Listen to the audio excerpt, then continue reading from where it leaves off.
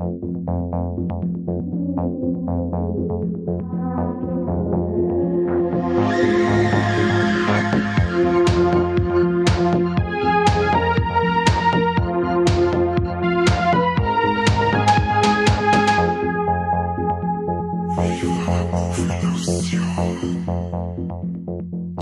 schönen guten Tag. Endlich ist es wieder soweit, der Kane ist dabei. Das habt ihr jetzt zuletzt im Talkthrough gehört. War nur ein bisschen außen vor, weil sich der Corby und der Mike nur Scheiße anschauen, über den ich schmatzen mag. Aber jetzt sind wir Alex wieder da und da haben wir noch der Kimi mit und hab dafür einen Mike ausgepackt und nur einen Corby mitgenommen. Grüß dich, Corby. Ja, ich hoffe, du entschuldigst dich halt bei mir. Für was? Ja, für was? Hey, ich sitz da, schneid dir den Talkthrough zusammen, in den ersten 5 Minuten Beleidigung. Okay, gut, damit komme ich klar mittlerweile. Aber dann im 5-Minuten-Tag geht's immer weiter. Und was glaubst du, wie ich mich dabei fühle? Ha? Ist dir das scheißegal? Klares Ja. Ach ja. Du weißt ganz genau, wenn nicht da ist, wird er ausgerichtet. Heute wird es am Mike kommen, den Saudeppen. Na, ich kann nichts Schlechtes über Mike sagen. Ach, ich hab viel genug für uns zwei. Der war mit mir im Kino, hat mit mir Insidious 5 angeschaut. Das ist übrigens gleich mal mein Warleck. Echt? Der Mike hat keine Letterboxd-Kritik zu Insidious 5 ablassen.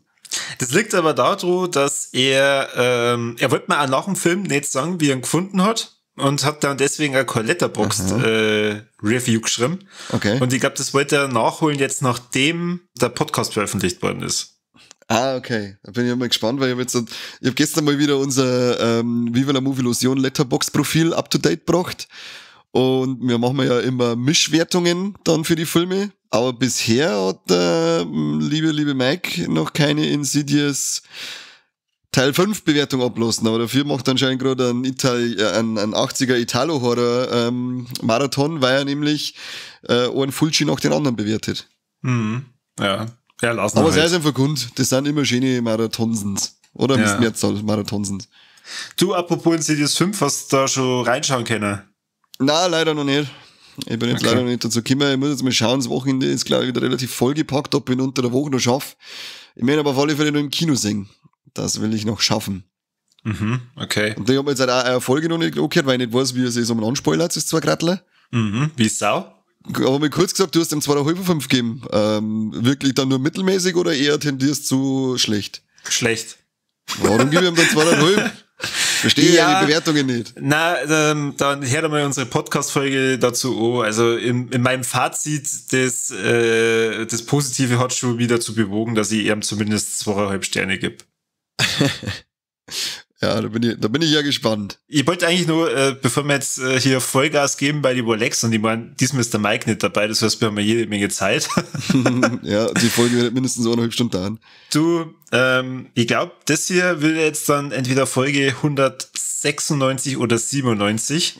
Das heißt, unsere 200. Folge ist jetzt bald da. Leider habt ihr immer noch Zeit, unsere Umfrage zu benutzen und da Themen reinzuschreiben. Aber du, Kane, schaffen wir es rechtzeitig zur 200. Folge dieses Mal wirklich das chronologisch auszuballern?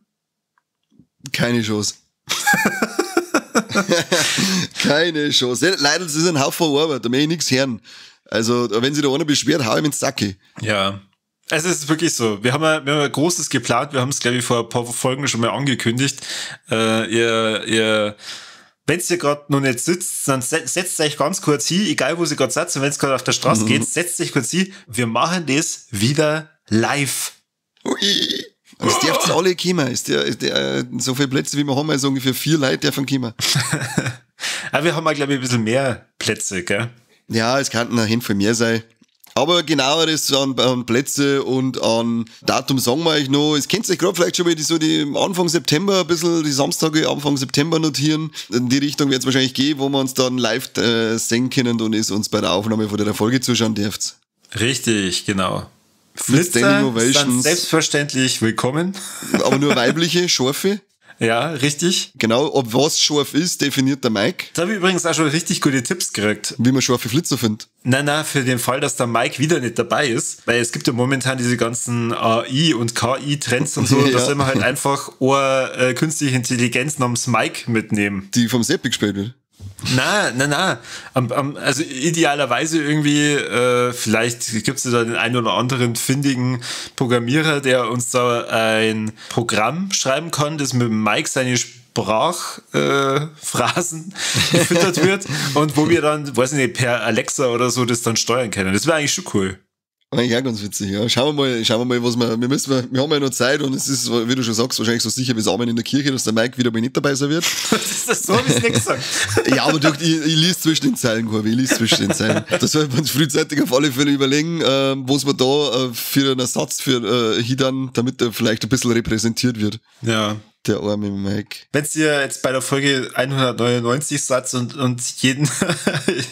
jeden Augenblick erwartet, jetzt geht's gleich los. Jetzt kommt die 200. Folge. So schnell wird das nicht passieren, leid. Nee, ein bisschen müsst ihr euch nur gedulden, ja. Aber wie gesagt, streicht euch alle Samstage im September streicht sich jetzt einfach an. Super, gut. So wie wir uns alle Samstage anstreichen.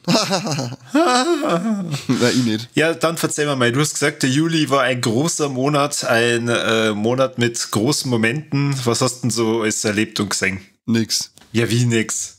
Er war stinklangweilig, der Juli. Also wirklich... Also, ja, ich weiß nicht, es war so langweilig. Die ganzen Sachen waren alle so mittelmäßig, die ich gesehen habe. Weil ich habe mir zum Beispiel dann Transformers angeschaut. Mittelmäßig. Dann habe ich mir noch The Flash angeschaut. Mittelmäßig. Echt? So, echt jetzt? Also, ich hab gedacht, das wird so das große DC einläuten. Ja, hätte ich eigentlich auch gemacht, aber ich frage mich zum Beispiel bei dem Film, wenn ich mir den dann anschaue, fertig, ist das erste Mal, gut, was ich als Wort Dreck vielleicht jetzt gleich mit einnehme, ist das CGI. Egal ob jetzt der Transformers oder Flash, wobei Transformers sie zumindest nur auf die großen Materialschlachten dann konzentriert hat und da schaut das Ding richtig gut aus. Aber jede Szene, in der Menschen mit Autobots oder sonst irgendwelche Bots interagieren, schaut so unterirdisch schlecht aus, dass wirklich jede scheiß Sekunden nur Greenscreen hinkotzen möchtest. Und dann habe ich mir jetzt einmal zum Vergleich gedacht, jetzt schaust du mir den ersten Transformers wieder an und ich verstehe nicht, was passiert ist. Vor wann ist denn der erste Transformers? 2007, 2008 oder so, kann das sein? Irgendwie so aus der Zeit, also 15, 16 Jahre alt, und da schaut jede Szene zwischen Mensch und Maschine 100-mal besser aus, als es dieser 2023er Transformers hinkriegt. Und ich verstehe einfach nicht, was da passiert, dass das alles so verwichst ausschaut. Das gleiche, weiterer Wort-Track-Ding ist die erste Hälfte von Witcher 3 ist ja heraus. War an sich, muss ich sagen, bisschen arg ruhig, war aber cool zum Anschauen. Der Henry Cavill reist halt als Geralt wieder einen Haufen. Aber auch hier, da sind Greenscreen-Szenen aus der Hölle dabei. Das wird gefühlt von Produktion zu Produktion, die neu rauskommt, wird es immer schlimmer. Und ich kriege echt das Kotzen schon langsam. Ich habe zwar immer gesagt, bisher habe ich immer gesagt, okay, war mein Effekt nicht so gut und hier nicht so gut, aber das überwiegt halt mittlerweile. Und beim The Flash ist es halt extrem. Da sind Szenen dabei, die schauen bombengeil aus. Und dann sind Szenen dabei, die schauen so schlecht animiert aus. Da ist ja einmal, er ist ja dann immer so in dieser, zwischen die ganzen Welten, wenn er da in der Zeit umeinander reist. Und da heißt es ja mittlerweile, dass es angeblich mit Absicht so ausschaut, wie es ausschaut, damit es surreal wirkt. Aber tut mir leid, das schaut nicht surreal aus, das schaut einfach nur beschissen billig schlecht aus und sonst nichts. Das, wenn ich irgendwie surreal wirken lassen möchte, dann hätte ich mir da was unglaublich Kreatives vielleicht überlegen können, aber nicht einfach nur schlechtes CGI und dann so, ach, weißt du was, so sagen wir einfach, das soll so sein, damit es ein bisschen surreal wirkt. Halt doch dein Maul! Das ist ein Scheißdreck. Da war halt, also, ja, das hat mir echt viel genommen vom Flash. Er ist an sich, macht da echt Spaß. Ezra Miller ist ja cool, als Flash. Du hast geile Cameos, richtig geile Cameos. Aber ja, am Ende sitze ich da und denke mir, wenn das jetzt halt irgendwie das neue DC-Universum einläuten soll, dann denke ich mir so, wie? Was ist jetzt das da gerade? Vor allem so die letzte Szene dann nochmal kommt. Was soll das? Wie geht's jetzt da weiter? Ich verstehe nicht. Ja, aber vielleicht ist das so ein Retro... Ein Retro-Filter drüber gelegt. Nein, kein Retro-Filter, sondern so eine Retro-Bewegung. Dass jetzt die Leute sagen, CGI war jetzt die letzte Zeit immer so realistisch, jetzt eigentlich die gute alte Zeit, wisst ihr damals, als man direkt gesehen hat, ah ja, stimmt, das ist animiert. 1995er CGI-Zeit. Ach so, ich hätte jetzt eher 60er oder 70er gesagt. Nein, da waren die Sachen charmant, weißt du, weil da haben sie es ja wirklich nicht anders können. Da waren die Sachen, auch wenn es unterirdisch und heutzutage aber zum Anschauen sind, sage ich jetzt mal, aber da sagst du wenigstens, das hat irgendwie seinen Charme, weil du hast gewusst, die haben damals ein völliges Neuland betreten und haben das irgendwie hingekriegt und zwar so, dass es passt und das oft einmal mit wirklich wenig Budget, mit wenig Personal und was weiß ich, also da ist ja wirklich was dahinter gewesen. Jetzt hast du eben eine $250 Millionen Produktion hergeschissen und du denkst, wo ist die Erfahrung, wo sind die Sachen? Schau dir an Gollum an, die Herr der Ringe-Filme, Anfang 2000, war Anfang 2000 CGI, hat's da einen Peak erreicht, oder wie wollen sie mir verzeihen, ich verstehe es nicht. Kriege ich einen Vogel mittlerweile. Ja. Aber ja, wie gesagt, diese Filme, die waren alle, Witcher 3 hätte ich eigentlich gemeint, wird für mich ein richtiges Leck, aber die Filme waren alle und die Serien alles reines Mittelmaß, CGI, Greenscreen aus der Hölle. Wo es war lecker, aber ich habe es endlich mal geschafft, dass ich mir die zweite Staffel Sweet Tooth anschaue. Und ja, ich war da gleich wieder voll drin und das ist für mich so ein schönes, modernes Märchen. Das macht so Spaß zum Anschauen, das ist so eine liebe Welt, das sind so liebe Figuren. Sweet Tooth kann ich nur empfehlen, das war richtig, richtig schön. Hast du die angeschaut? Na. Und wieso nicht? Tatsächlich, ich kenne die Serie nur aus unserem Podcast her, weil du und der Maike da schon mal so drüber geschwärmt habt. Es hat mir bis jetzt einfach noch nicht so den Anstoß gegeben, dass ich mir denke, da nehme ich mir jetzt die Zeit und steige da ein. Aber es klingt auf jeden Fall interessant. Das schaut ja, also den Trailer wird schon ein paar Mal gesehen, schaut ja super interessant aus. Also mit diesen, ich glaube, das sind ja mutierte Menschen, oder? Was heißt mutierte Menschen? Das kommen auf einmal eben Menschen mit Tiermerkmalen auf die Welt. Mutierte Menschen, genau. Okay. Tiermerkmalmutationen. Ja, das ist das Gleiche. Und ein Virus halt dazu, der die Welt, der menschliche Bevölkerung dahin rafft. Und gerade die komischen mutierten Menschen, die sind scheinbar immun dagegen. Okay. Achso, ja, soweit habe ich es dann aus dem Trailer wahrscheinlich nicht herauslesen können. Aber gut, ihr habt mir da auf jeden Fall Bock drauf gemacht und mich freut es ja auch, dass da eine zweite Staffel rausgekommen ist. Ja, dritte kommt auch noch und dann ist abgeschlossen. Also du kannst es theoretisch aussitzen und dann einen Bench-Watch machen. Ja, das ist cool. Weil das ist ja dann auch ähnlich wie jetzt bei Stranger Things, wo man halt dann auch weiß, okay, nach der 5. Staffel, oder? Da ist dann wirklich Schluss. Und ursprünglich war sie ja auch nur für wenige Staffeln ausgelegt. Das ist ja dann auch gut. Weil lieber machen es weniger Staffeln und dafür ist die Story rund, wie das halt dann von Haus aus irgendwie im und so und jetzt nur eine Staffel und nur eine Staffel. Naja. Aber Stranger Things, glaube ich, kriegt das Spin-off, wenn ich das richtig gelesen habe. Ich habe es jetzt eher auf die Hauptstory halt bezogen. Ja, ich glaube, die 5. Staffel soll jetzt 2025 kommen, oder? Ach, krass. Okay. Keine Ahnung, was sind da mit denen? Dann ist doch das ganze junge Kinderflair weg. Es wird doch wieder gestreikt, oder? Ja, genau, die im wunderbaren Amiland. Im wunderbaren Amiland, diese, wie heißt es, SAG, AFTRA, sowieso. Was das genau ist, habe ich noch nicht richtig eingelesen, das ganze Thema, aber ich glaube, da sind auf viel so Indie-Schreiberlinge und so weiter drinnen, also alle, die nicht Milliarden scheffeln. Und schließen sie jetzt da viel große Hollywood-Stars an. Finde ich echt ziemlich geil, dass die da eine Unterstützung zeigen und da mitmachen und auch für die Kleinen mit auf die Straße gehen. Und darum sind jetzt einige Produktionen eben mittlerweile eingestellt, also, oder beziehungsweise auf on hold gesetzt, wie Mortal Kombat 2, Deadpool 3 jetzt halt auch. Aber wie gesagt, da sage ich, ja, auf alle passt, macht's auf Pause, finde ich geil, wenn da mehr Unterstützung, wenn da andere Unterstützung erfahren. Da immer bei uns, wenn mal irgendwie Streiks dann auch mehr wünschen, dass vielleicht ein bisschen mehr Solidarität geben darf, und man nicht einen auf Stockholm-Syndrom mit seinen Arbeitgeber macht. Wie es der El Hotzo, glaube ich, vor kurzem erst geschrieben hat. Ja. Was? Ja, das kann ich ja schreiben schon, aber es gibt ja auch immer die Arbeitgebersicht. Ja, natürlich, die sind meistens beschissen. Dankeschön. Dankeschön. Du bist doch auch gerade Angestellter, halt doch dein Maul. Ist ja nicht so, als wäre das dein Firma, du Schwanz. Sag mal lieber mal, was du so im Juni gehabt hast. Oder Juli, sagen wir schon, gerade fix. Wo ist dein Zeit hin? Ich weiß nicht, ob du in unsere letzten Warlex reingehört hast, dann hast du ja eventuell mitgekriegt, dass ich schon sehr begeistert die neue Staffel Black Mirror angekündigt habe und da in die erste Folge reinschauen konnte. Also von deinem entnehme ich gar nichts. Was hörst du jetzt? Du hast reingehört. Nein. Ich hab's noch nicht geschafft. Ich hab mir jetzt die ganze Musik anhören müssen, weil ich Konzerte besucht habe. Ich muss Songtext sicher sehen. Alles klar.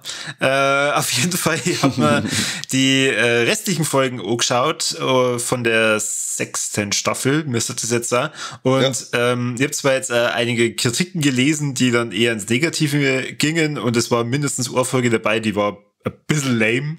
Ansonsten, also ich habe genau das gekriegt, was ich gehofft habe, was ich bekommen möchte. Okay. Und allein die Folge mit dem Aaron Paul, die Beyond the Sea, finde ich mega geil. Es ist wieder diese typische beklemmende Stimmung gepaart mit diesem Science-Fiction-Dasein. Da geht es zum Beispiel eben um 2 Typen, die im Weltall sind und ihr Bewusstsein in Roboter, die auf der Erde sind und sich um ihre Familien kümmern, reinversetzen. Also das ist im Prinzip das gleiche Abbild, aber sie können halt da praktisch, wenn es dann Feierabend machen im Weltall, sich dann in ihren Roboterkörper reinklinken. Und die Familien wissen das halt dann auch, dass das die Roboter sind, und das war eine ziemlich coole Idee, und natürlich gibt's halt da dann einen ziemlich krassen Twist in der Folge gleich zu Beginn. Und also das war definitiv mein Highlight aus der jetzigen Staffel. Aber auch die Loch Henry Folge war cool, weil es einfach mal wieder ein anderer Stil ist im Black Mirror. Oder die letzte Folge, ich weiß jetzt nicht mehr genau den Titel, aber wo es um den Dämonen geht. Da habe ich ja die ganze Zeit an die und an Mike denken müssen, weil ich mal gedacht habe, ach, das ist bestimmt so ein Ding. Die Welt steht kurz vor der möglichen Apokalypse, und das Mädel, das da drin hat immer wieder so Mordticks. Also allzu viel möchte ich gar nicht spoilern. Okay. Mein Fazit ist auf jeden Fall, die neue Staffel Black Mirror war für mich überzeugend. Mir hat Spaß gemacht. Ich habe genau das gekriegt, was ich wollte. Und jeder, der was Schlechtes drüber sagt, so sind wir alle halten.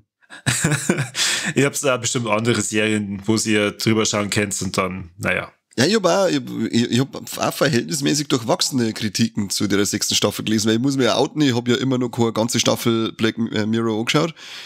Obwohl es mich voll interessiert hat, aber ich weiß nicht, warum ich den Elan nicht aufbringen kann, dass ich mal die Serie durchballert.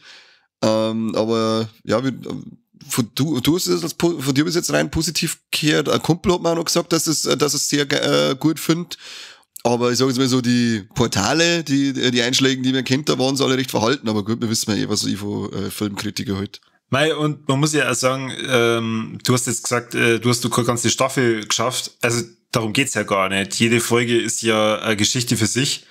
Und klar, nicht jede Folge Black Mirror finde ich mega geil. Also es sind da manche Sachen dabei, die nerven mich dann auch. Aber grundsätzlich immer dieses Spielen mit diesen Science-Fiction-Szenarien, die finde ich schon echt richtig geil.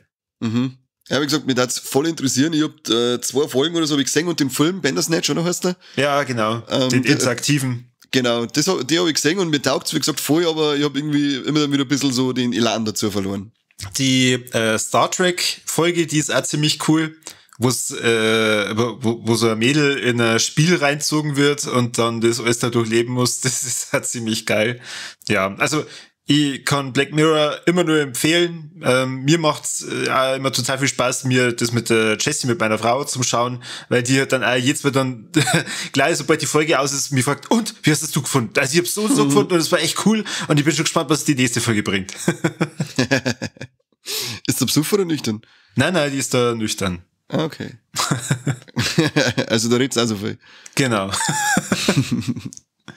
Ja. Was hast du sonst so gesehen? Ich schaue mir gerade noch die 4. Staffel Titans so. Hast du die angeschaut? Ja, kennst du Titans? Teen Titans kenne ich. Ja, genau, das ist praktisch die Teen Titans, die Realserie dazu. Läuft da auf Netflix. 4. Staffel ist jetzt mal nicht die letzte, leider, weil das ist echt eine ziemlich geile Serie, die ist ziemlich hart teilweise. Die Kämpfe sind die haben richtig Bums, geht gut ab. Aber was mir war lecker aus dem Ding, außer ist das Intro. Das ist, also wer es gesehen hat, der weiß, was ich meine. Das ist immer nur so ein geiler, fetter Bass, nur so voll geil. Ich liebe das Ding. Das ist die einzige Serie, bei der ich nie das Intro überspringe, weil ich das so geil finde.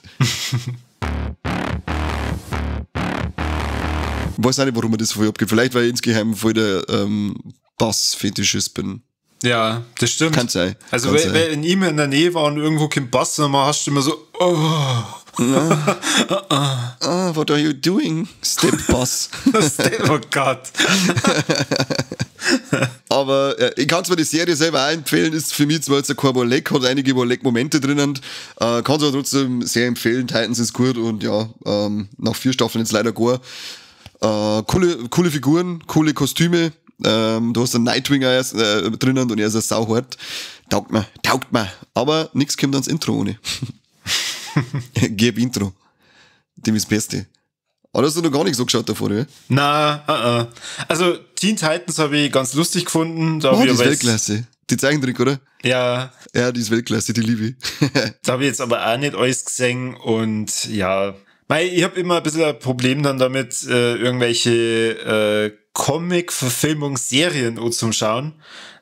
Da muss ich ganz ehrlich sagen, da ist mir das dann teilweise ein bisschen too much, wenn bei Marvel wieder irgendeine neue Serie rauskommt, weil da brauche ich halt dann auch die Zeit dafür. Und jetzt mittlerweile, wo ja Disney Plus das dann einmal wochenweise raushaut. Hättest du Zeit, das ist auch eine Folge in der Woche, das Startipp. Na, aber ich möchte dann trotzdem immer wissen, wie die Handlung ausgeht. Ja, das erfasst du dann wochenweise. Jetzt bei She-Hulk zum Beispiel, da fand ich es eigentlich ganz cool, dass die ersten paar Folgen zumindest den Anschein gehabt haben, als wenn das so in sich geschlossene Stories gewesen wären. Mhm. Also, wenn ich da mal angefangen habe, dann gefällt's mir auch. Und dann möchte ich es natürlich auch zu Ende schauen. Aber ja, wie schon gesagt, ich bin jetzt da nicht unbedingt so der Riesenfan. Ja, du bist jetzt einmal der Fan, du Volldepp. Hast du bei Ding auch noch nicht eingeschaut, oder? Bei Secret Invasion und Zipfel. Das ist jetzt schon komplett draußen.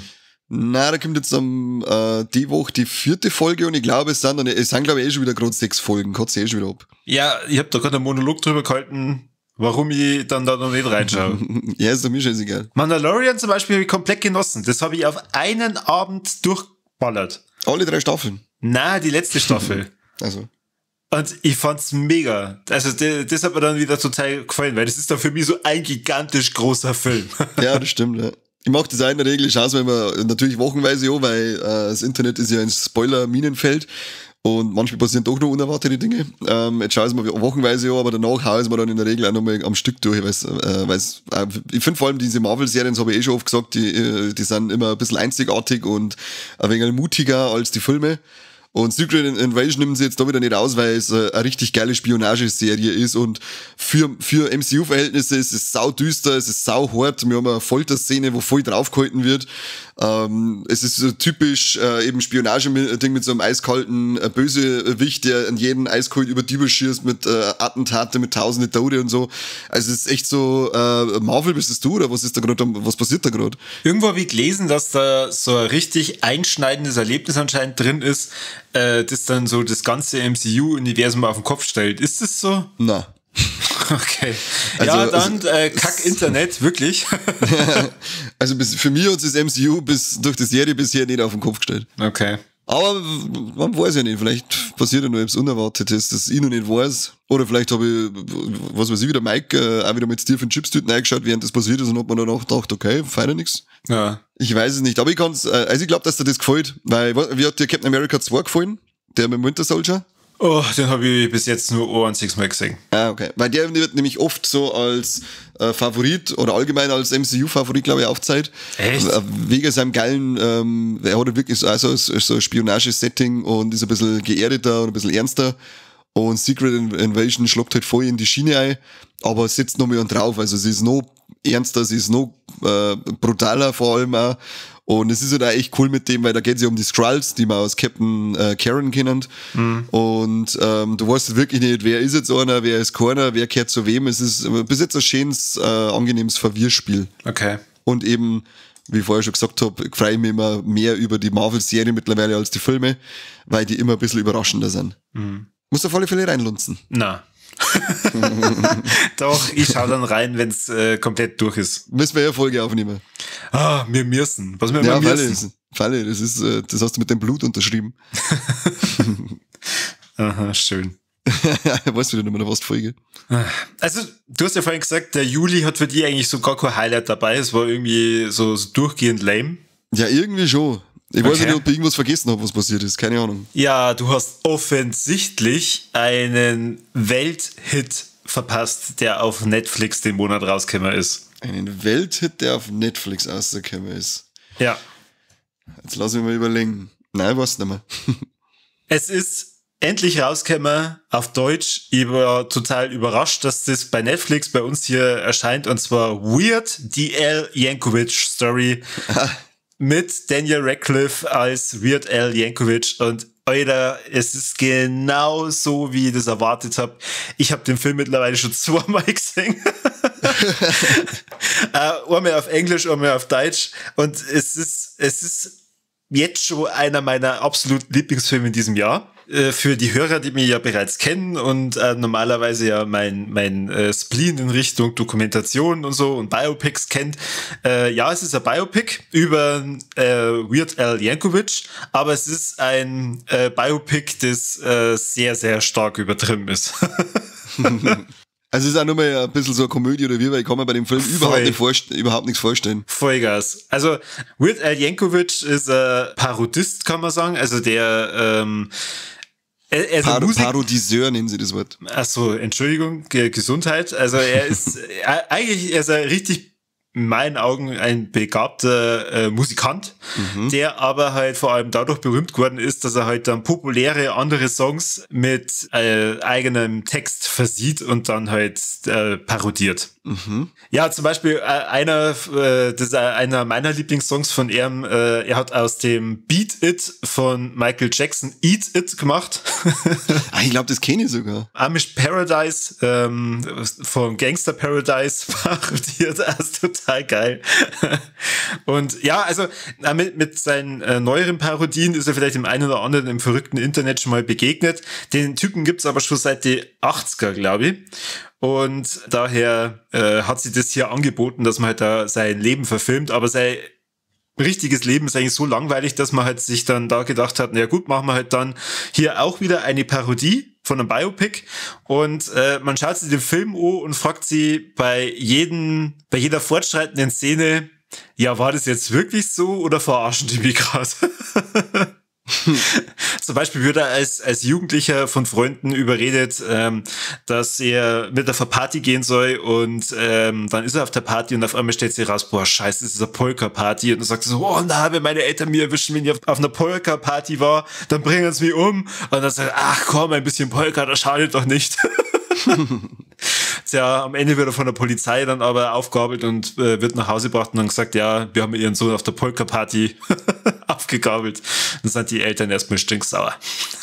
Au, weh, Zwick. Ja. Aber wer kennt das nicht? Also wer war nicht als Jugendlicher auf illegalen Polka-Partys? Ständig, Alter. Was wir von der Polizei davor gelaufen sind in unsere Polka-Hosen. Ja, auf jeden Fall, Daniel Radcliffe spielt immer wieder einen Wolf und ich muss sagen, gerade diese ganzen Indie-Charaktere, die Charaktere, die er in seinen Indie-Verfilmungen spielt, die machen mir diesen Schauspieler immer mehr sympathischer. Also, wie ist der eine, den wir gesehen haben? Kimbo? Ganzer Kimbo. Ganzer Kimbo. Ganz ein starker Daniel Radcliffe-Film.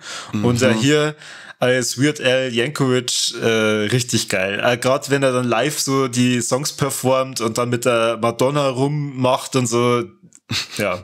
Also ich kann den Film natürlich empfehlen.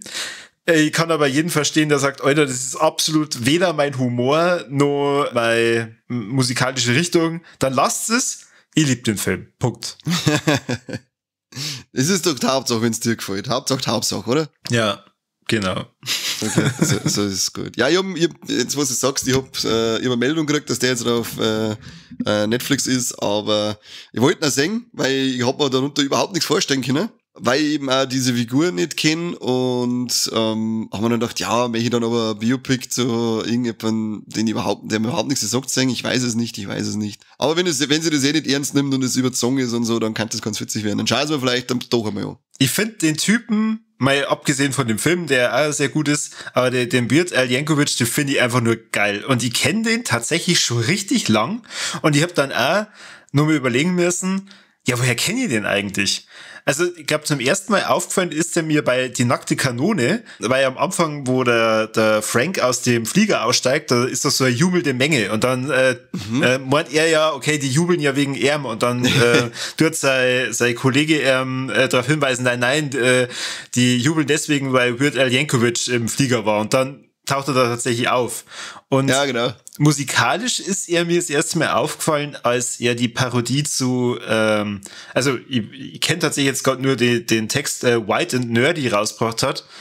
Ich könnte jetzt gerade gar nicht sagen, wie der Originaltitel heißt. Ich weiß nicht, das sagt man jetzt auch nichts. Ja, wenn's ihr wisst, liebe Hörer, was ich meine, dann schreibt es in die Kommentare. Ansonsten, also Kani, dein Humor ist es definitiv. Wirklich. Schön. Fäkalhumor, oder wie? Auch. Und einfach komplett absurder Humor, aber natürlich sehr viel amerikanischer wie Fraktus. Also kannst du der Mike auch ein bisschen zu Hause fühlen? Na. Also, die hat ja Fraktus geliebt, gell? Für Mike war das überhaupt kein Film. Das wäre für ihn einzige Zeitverschwendung und er darf mich dafür hassen. Ja, Mike und seine Humorbehinderung, der macht echt schwer, dass man mal ordentlich miteinander Filme anschaut, gell? Ja, und das ist echt schade, weil allein wenn man sich halt dann denkt, okay, es gibt viel Parallelen in dem Film, die stimmen zur Geschichte vom Al Yankovic, aber es ist halt so viel drin, wo man sich nicht sicher ist, war das wirklich so. Zum Beispiel, er ist halt in dem Film mit der Madonna dann zusammen, weil Madonna unbedingt möchte, dass er einen Song von ihr covert, weil jedes Mal, wenn er einen Song von irgendeiner Band covert, zum Beispiel von Nirvana, dann hat's da die Verkäufe von den richtigen Alben in die Höhe geschossen. War tatsächlich halt teilweise so, deswegen war das gar nicht so absurd, dass er vielleicht mit der zusammen war. Gut, so heftig, wie die da teilweise rummachen, war es wahrscheinlich nicht, aber trotzdem. Hast du die ganzen Informationen dann nochmal verifiziert? Du meinst, was wahr war und was nicht, oder wie? Genau. Ja, klar, weil ich war mir am Ende halt dann auch nicht sicher, was stimmt jetzt da und was nicht. Weil ursprünglich bin ich davon ausgegangen, es ist wirklich seine Story. Was vielleicht nur ganz interessant ist, dann höre ich auf, über den Film zu reden. Er basiert auf einem Fake-Trailer, der eigentlich 1:1 der gleiche Trailer ist wie jetzt zum richtigen Film, aber nicht mit dem Daniel Radcliffe, sondern mit dem Aaron Paul, der da auch einen Weird Al Yankovic gespielt hat. Weil in den Trailer, den glaube ich kenne ich sogar. Das kommt mir jetzt gerade irgendwie bekannt vor. Ja, deswegen umso geiler, dass es dann wirklich verfilmt worden ist. Und ich habe sehr lange jetzt schon auf diesen Film gewartet. Der ist nämlich letztes Jahr im September rausgekommen, aber nur auf dem Roku-Channel in den USA. Und ich habe ewig gewartet, dass der irgendwo bei uns zu Lande rauskommt. Und jetzt hat Netflix einfach rausgehauen. Und da bin ich sehr dankbar darüber. Einfach so mir nichts, sie nichts, gell? Ja, manchmal überrascht mich Netflix doch sehr. Ja, sie ab und zu sehen doch selber auch nur ein Licht am Ende des Tunnels. Was gab's bei dir sonst nur so? Ich habe ein Ding gemacht, einen Hellraiser-Marathon habe ich jetzt noch durchgehauen. Okay. Ja, und ich muss jetzt wirklich sagen, ab Hellraiser 5, wie hat das Meme damals geheißen mit dem The amount of Cenobites is too damn low? Ja, muss ich jetzt mit dran denken, das muss ich vielleicht noch machen für den Post. Das ist echt, also, ich mag die ersten 4 mag ich sau gern, aber ab Teil 5, das merkst du, das waren irgendwie alles relativ gute Thriller, aber irgendwie hat man ja dann noch den Hellraiser-Stempel aufdrucken müssen, keine Ahnung, warum auch immer, war es rechte Thematik, war es irgendeine göttliche Eingebung von irgendeinem Macher, ich weiß es nicht, aber die sind halt dann, das ist ein total fehl am Platz in der Regel und halt auch so wenig, dass du denkst, ja, für wo sind das? Wenn ich da gewesen wäre, dann wäre es ein guter 90er-Jahre-Thriller gewesen, ansonsten nix. Und ja, dann ist noch der Revelations gekommen 2011, der ist ja so, das ist ja sowieso eine Frechheit. Vor unserem Remake, Reboot, das jetzt ja gegeben hat, war dann noch der Hellraiser Judgment 2018, der richtig geil losgeht, richtig geile Idee, aber dann auch so der Hieblätscher und der was man sieht, pflunzt, was auch immer. Pflunzt? Ja, keine Ahnung, was das eigentlich soll, was der tut. Das weiß kein Mensch nicht. Schnell im Duden nachschauen, was das heißt. Ja, ich muss erst wieder anrufen oder einer schreiben, dass das Wort bitte einfügen sollen. Mein Kumpel von mir hat auch neulich dann mitten im Satz Dengeln gesagt. Dengeln? Ja. Dengel. Ja, ganz genau, das habe ich dann auch gesagt. Da habe ich gesagt, das ist ja von Werner Beinhardt.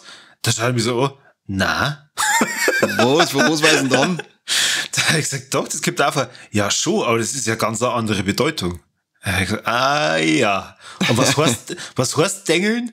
Ja, da gibt's keinen hochdeutschen Begriff. Geil. Das Geile, irgendwelche bayerischen Wörter umeinander hauen und dann gar nicht wisst, was sie eigentlich heißen. Und dann immer so, ja, da gibt's keinen deutschen Begriff dafür, praktisch schon Hochdeutschen.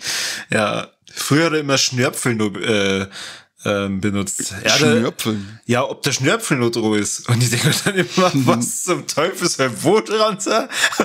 Wer zur Hölle ist der Schnörpfel? Ja, keine Ahnung. Freak. Absoluter Freak, sagt er. Ja, und was ist dein Lieblings-Hellraiser-Teil? Ja, das ist immer ein bisschen schwierig zum sagen, aber ich glaube fast, dass sie Teil 2 und Teil 1 ziemlich die Waage halten. Ich finde halt Teil 2 finde ich geil, weil noch mehr weil der Doktor dann, den finde ich ziemlich geil. Ein bisschen lächerlich, dass die Zenobiten halt dann so mit einem so einen, was weiß ich, komischen Laserstrahl oder was das war, einfach on Fortsatz. Ja. Aber an sich finde ich die zwei, die halten sie ziemlich die Waage. Und dann, muss ich sagen, kommt Teil 4, dann Teil 3 und der Rest, ja gut, sind wir im Arschlecker. Teil 4 ist der mit der Vorgeschichte, oder? Genau, also mit der Vorgeschichte und Nachgeschichte praktisch, was dann im Weltall nur sind. Ah, okay. Das ist zwar total abgespaced und so ziemlich, ja, es ist irgendwie typisch, Jason hat ins Weltall müssen, Leprechaun hat ins Weltall müssen, keine Ahnung, warum sie alle ins Weltall müssen, aber gefühlt war es bei Hellraiser, da hat es trotzdem irgendwie passt. Es ist zwar trotzdem völlig überdraht, aber es hat in sich, hat das passt und der Film ist, den finde ich sehr gut, den 4. Also. Auf den freue ich mich ja schon, den habe ich nämlich noch nicht gesehen. Ich habe es auch noch nicht geschafft, den 3. zu Ende zu schauen, seit über einem halben Jahr, aber das kommt schon noch. Ja, und das Remake ist natürlich auch klasse, aber ich habe jetzt mal nur aus der alten und das Remake, Reboot, keine Ahnung, was er immer das mittlerweile ist, aber den fand ich auch sehr, sehr geil und nach den ganzen Wust an Zenobiten, Kackhaufen, die wir davor geliefert gekriegt haben, hat das auch endlich mal wieder Note, dass ein guter Hellraiser-Film kommt. Hat das Note getan. Ja, tut das der Note? Warum frisst er meine Kohlen? Wenn wir schon wieder beim Werner sind. Ja. Bin mir gespannt, was ich als nächstes für einen Marathon mache. Was habe ich denn schon lange nicht mehr gesehen? Weil ich sage, Halloween habe ich erst, Jason, Freddy, jetzt habe ich den. Ich spekuliere die ganze Zeit ein bisschen so mit dem italienischen Marathon, aber ich weiß es nicht sicher. Aber ich werde dich auf dem Laufenden halten, wenn ich mich entschieden habe, welcher Marathon, oder Universal Monsters, auf die hätte ich auch die ganze Zeit Bock. Naja, mal kicken. Mal kicken. Hast du gelesen? Gut, ist jetzt, eigentlich war es schon ein Wolleck, wenn es wirklich so ist, dann war es ein Wolleck, aber es ist, glaube ich, nur so ein bisschen Gerücht. Hast du Shape of Water gesehen vom Guillermo del Toro? Ja, klar. Und der trat ja gerade einen Frankenstein-Film und angeblich soll das sein, macht der Del Toro jetzt da so eine Art Universal Monster Reboot oder Monsterverse, wie es davor schon mal geplant gewesen war, und der Shape of Water, das soll sein Creature from the Black Lagoon sein. Da bin ich mal gespannt, ob das stimmt, weil es war halt eine geile neue Herangehensweise, und wenn die anderen auch gerade annähernd so eine Klasse haben wie der Shape of Water, dann bin ich da dabei, weil Universal hat es ja selber nicht geschafft, ordentliches Monsterverse, oder Dark Universe, glaube ich, jetzt geheißen, genau.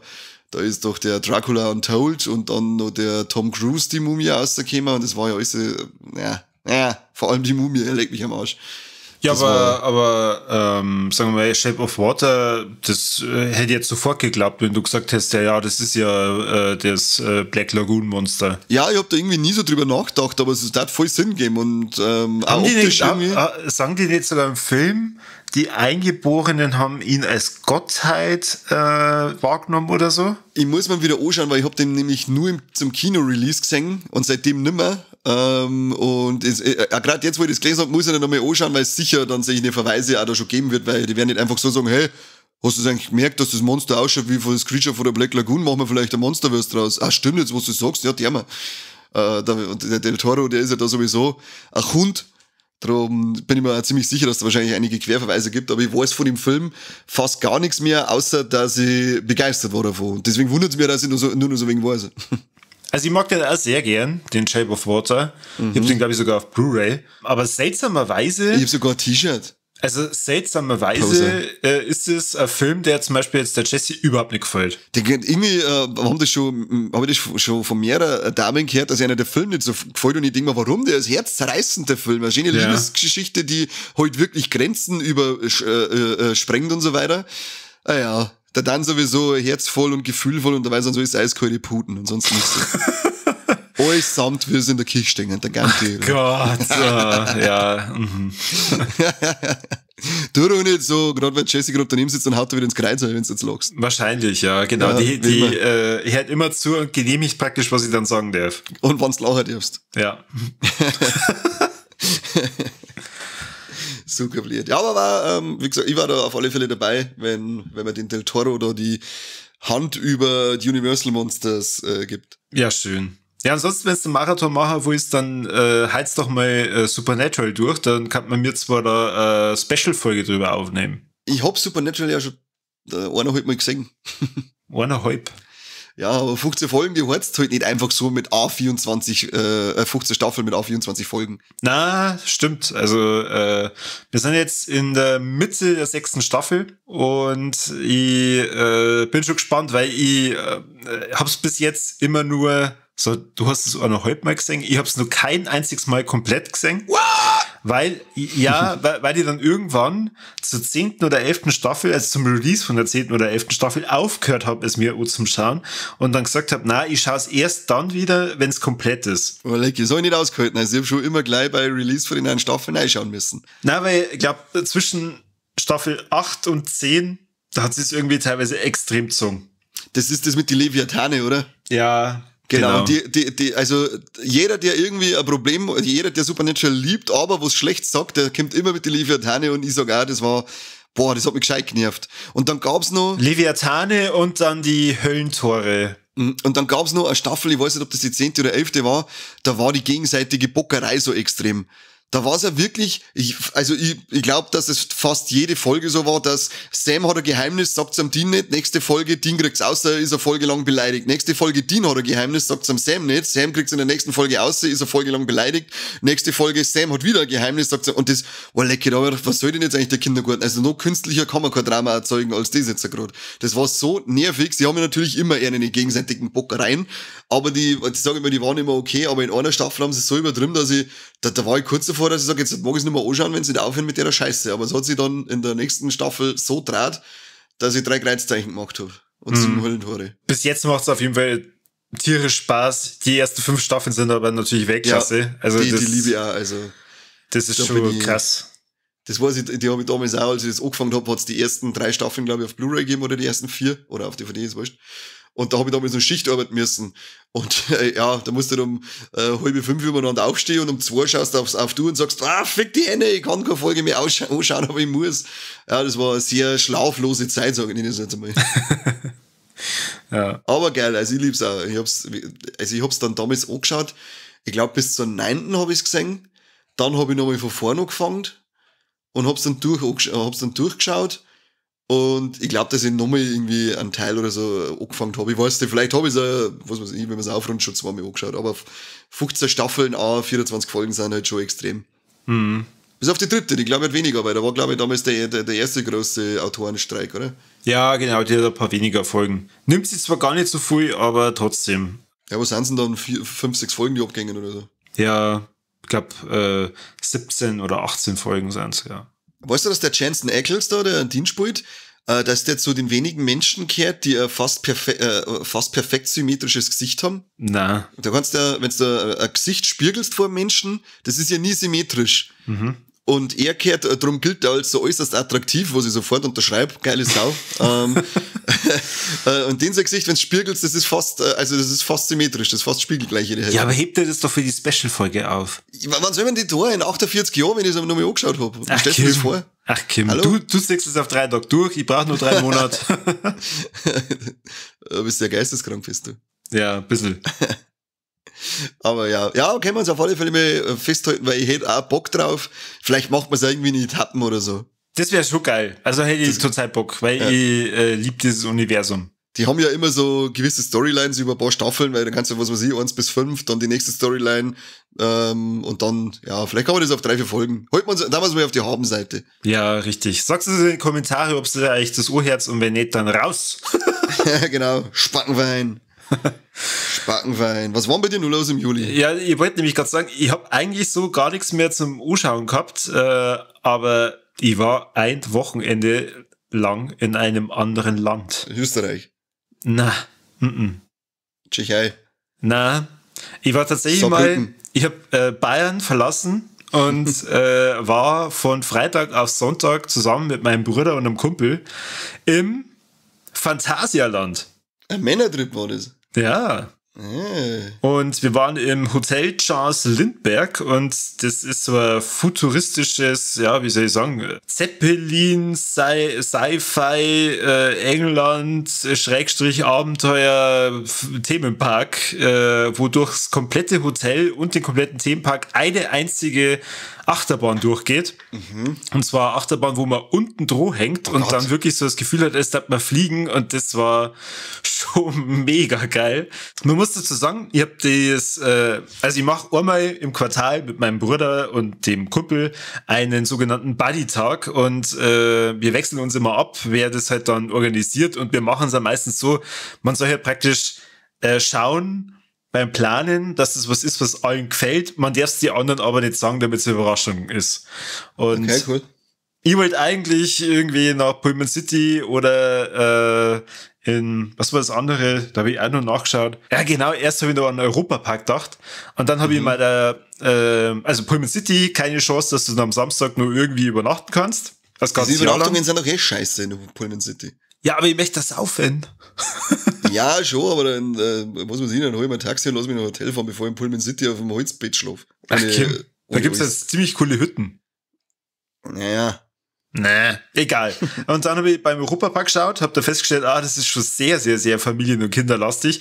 Und dann hätte das Ganze irgendwie 2.500 Euro gekostet. Und dann habe ich mir gedacht, nein, danke schön. Aber schon für alle drei jetzt, oder nicht pro Person? Für alle oder? drei, ja. Okay. Und dann habe ich beim Phantasialand geschaut und habe ich mir erst gedacht, okay, das ist tatsächlich erschwinglich vom Preis her. Und dann habe ich mal die Attraktion ein bisschen angeschaut, weil ich wollte schon immer mal ins Phantasialand, habe mich aber nie richtig mit diesen Attraktionen beschäftigt und habe dann tatsächlich auch für die Planung gar nicht so extrem drauf geschaut, was man jetzt da alles machen kann. Aber ich darf sofort jederzeit wieder da hinfahren, weil mir das mega taugt hat. Also das sind ja wirklich verschiedene Themenbereiche, und wenn du in dem Mexiko-Bereich bist oder in dem Afrika-Bereich oder Asien-Bereich, und egal wo du gerade bist, du schaust dir um und siehst nur diesen Bereich. Und also neben der Achterbahn Fly in dem Hotel, wo wir waren, was schon ziemlich cool war, gibt's ja den Taron. Das ist eine sogenannte Katapult-Achterbahn. Da wirst du zweimal über so magnetische Katapulte durch die komplette Bahn gejagt, und das ist in so einem Wikinger-Mystery-Bereich. Und das war schon mega krass. Also wir alle drei haben geschrien wie kleine Schulmädchen. Neben mir saß tatsächlich ein kleines Schulmädchen, die hat keinen Mucks gemacht hat. Die hat euch hochgeschaut und gerade den Kopf geschüttelt, oder? Und dann Kauterbock auf den Boden gespuckt. Genau. Es ist meiner Meinung nach sehr stark auf Erwachsene halt ausgelegt, weil es mit so viel Detailgetreue ausgestattet ist und dekoriert ist und du einfach total viel erleben kannst. Das war leck, weil ich hab mir jetzt erst gedacht, ja gut, es ist einmal was anderes, und dann sind wir verrammt, so nach dem Motto, für ein paar Tage.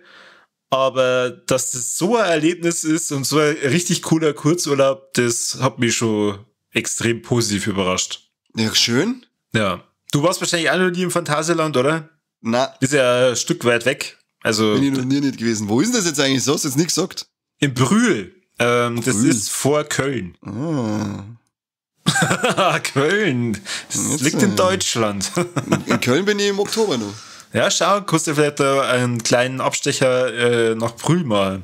No, da werden wir nämlich Freitag werden wir aufgurken, und dann werden wir uns erst mal in Köln da so ein bisschen anschauen, und am Samstag haben wir mit dem Manu für die Filmfressen ausgemacht, dass wir uns treffen und einen Tag miteinander verbringen. Und auf Nacht gehen wir dann noch ins Konzert, da spielen dann Spite, Whitechapel, Fit for an Autopsy und The Art is Murder. Und dann gehen wir noch ein bisschen fort miteinander und Sonntag wieder heim. Ja. Oder er fährt Sonntag halt nur in Brühl vorbei. Ja, vielleicht fahren wir vorbei und sagen, da hätten wir auch so Kinder, aber wir sind ja keine Haumaus.